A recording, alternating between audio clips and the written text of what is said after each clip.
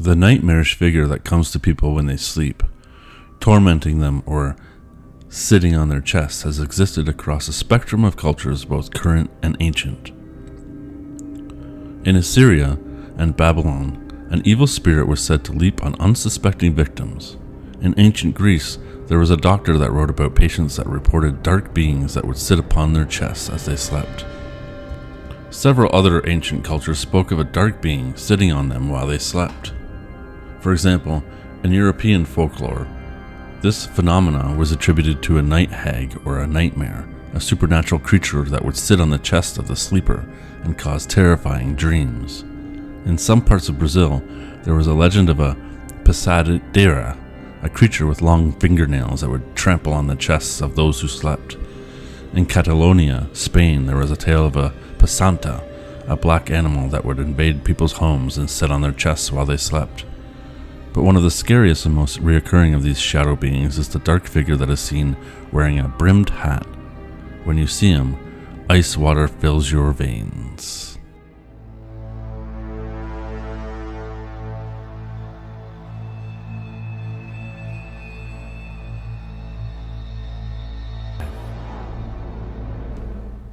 These are some of the experiences of people seeing the Hat Man, and they go as follows. I have experienced it 3 times in my life. The second time was definitely the most terrifying. I saw it sitting on the far corner of my bed and watched it walk over to the side where I was. I tried screaming as loud as I could, but it felt like my mouth was glued together. It felt like it went on forever.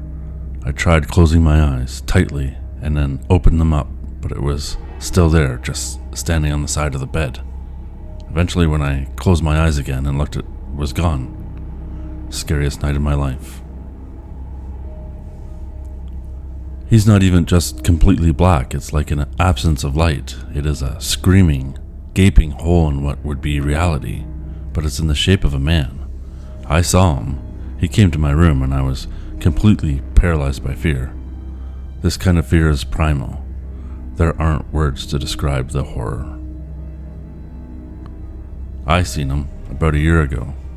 I woke up, not paralyzed, sat up and scooted to the edge of my bed, looked around the corner, and he was standing there about 7 feet tall, darker than the darkest darkness I've ever experienced. If the guy was in a completely dark room, he would stand out. We definitely acknowledged each other, and then I backed up around the corner and recollected myself. I ended up feeling angry, and I went back around the corner to confront whatever it was, and it was gone. Now, the most common understanding or explanation of the Hat Man, or shadow figures, is of course sleep paralysis. The idea is that your body is still in sleep mode, brain in a dream state, but yet you're awake, unable to move your body, and since you're in a dream state, you are hallucinating something in the dark. The sensations and visions people have are of course very real to them. They aren't making it up and they aren't fabricating them. But the concept is that it's nothing more than a hallucination. And with that wave of the hand, all is written off as fake, as if hallucinations are real things that we should be concerned with. We find ourselves in our modern times with all our fancy explanations and scientific and reasoning skills, unable to explain or conceptualize that things that aren't made of a physical substance aren't real. We are unable to correctly identify something, an idea, image, meme, as something real, as something of merit, something that has real power associated with it. There are some associations with it that scratch the surface, that these things are either caused by cultural influences or that some things can influence you, but that's about it. The explanation is simply that some people are more susceptible to manipulation than others. Now, while that's true, it doesn't address what the actual power is, what this actual phenomena is, why it affects us, why it holds power over us, and why does it cross different cultures. Sleep paralysis visions are shaped by cultural influences the dreamer may not even be consciously aware of. For example, that man in the hat looks an awful lot like a figure we've come to associate with horror. Who the hell is that? The Hat Man, when I sat and thought about it, the thing that came to my mind was... Freddy Krueger and the kind of Nightmare on Elm Street films were actually directly inspired by sleep paralysis. This notion that you can be attacked when you're asleep, that's when you're vulnerable. This psychologist smugly comes up with the idea that the Hat Man is from horror movies like Nightmare on Elm Street. And since American film culture went all over the world, then, well, this is why other cultures started to see the Hat Man in their sleep paralysis. Oh, it's simply just people seeing things, and then their dream state comes up with all sorts of tricks on them. If you start stepping out of the Western rationalist paradigm, and even out of the Christian religious paradigm, you begin to see a different perspective. You certainly see a trick being played on people's minds, that's for sure. I'm not sure what the psychologist would say about the other shadowy figures that people see across cultures. Most likely, he may use Jung's archetype model for that. While these explanations are not false, they do fall short of what is actually going on. Telling someone with these experiences that it's all a trick isn't going to work. If you have a religious person thinking that demons are coming after him in his sleep, then demons are coming after him when he is asleep. If a rationalist thinks that his subconscious is playing tricks on him, and something in his unconscious is trying to tell him something, maybe a repression of some trauma, then that too is what is actually happening. It is at this point where you have to ask yourself again, what is real? If real is only what you can smell, touch, and taste, then things like air, atoms, cells are not real either, until they, of course, become real when you can see them with technology. It's obvious that a tree is real for you if you walk into it. You'll be greeted with all sorts of odd sensations.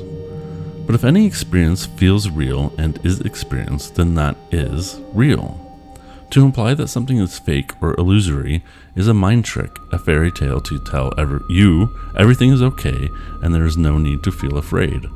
There are no monsters under your bed. They don't really exist. But they do exist. There are monsters under some people's bed. There are shadow hat men standing over people's bed while they sleep, are in a sleep paralysis, and the Hat Man does torment them. What is the point in saying that the old hag that creeps into your room at night when you sleep sits on your chest when you are frozen and torments you, leaving you traumatized and scarred, that this may be some neurological disorder? Well, one cynical way of looking at it is that it's a surefire way to get you to buy the pharmaceuticals to make it stop. There's something even more to it, because there's a concerted effort to get you to not believe in things that you are actually experiencing, to not believe what you are seeing and hearing and feeling, to not believe that something is communicating or tormenting you on some level.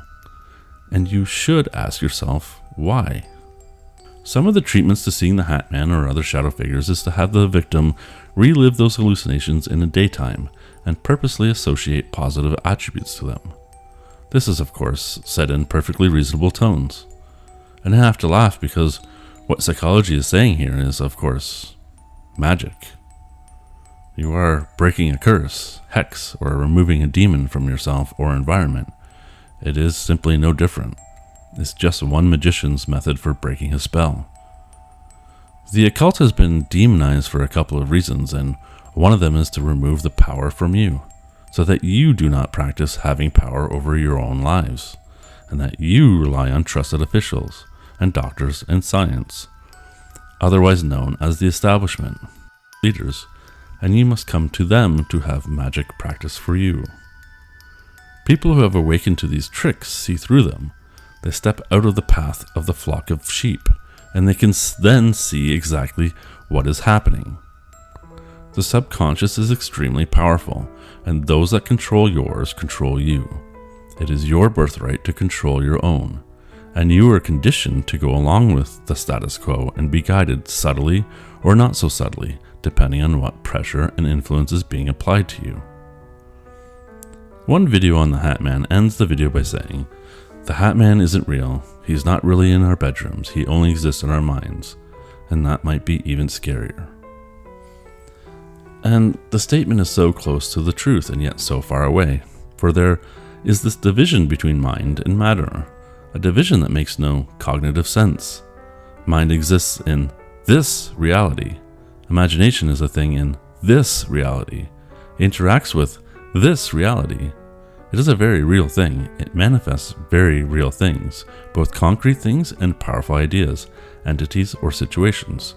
To call these things not real is a complete and utter fallacy, and one that has caused a great distress on the people of this planet. It's a form of one gigantic gaslighting campaign, one designed to make you think or worried that you might be insane or going insane. Like, oh my god, you actually think a demon sits on your chest? Like, have you lost your mind? Archetypes and mythic symbols have a deeper meaning than just some fantasy story that so-called lesser evolved people came up with to categorize the world they didn't understand. On the other hand, it would seem that it is us who doesn't understand the way the world works and what lies beyond the veil.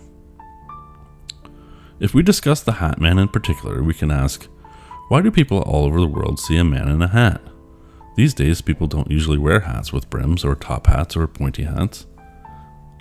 And we have our movie explanation already. The movie explanation is the same as the cultural memeing. It is socially spread through telling of stories and descriptions, and it spreads. So the image frightens and imprints on people who hear it, and some of them start seeing it, and so on and so on. Sort of like a spell that's been cast. Wink, wink.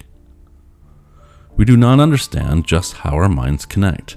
We think of them as very distinct because we usually are all up in our own conscious brains, and we know or think that we know that the thoughts are all ours, and different than the others you see having thoughts of their own. But we simply don't know if there's some underlying connectivity through the subconscious.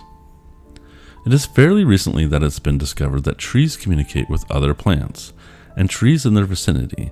Connected through roots under the ground, there is a network of information being transmitted, and the trees will drop acorns where the soil is more fertile, move their seeds away from tainted areas, etc.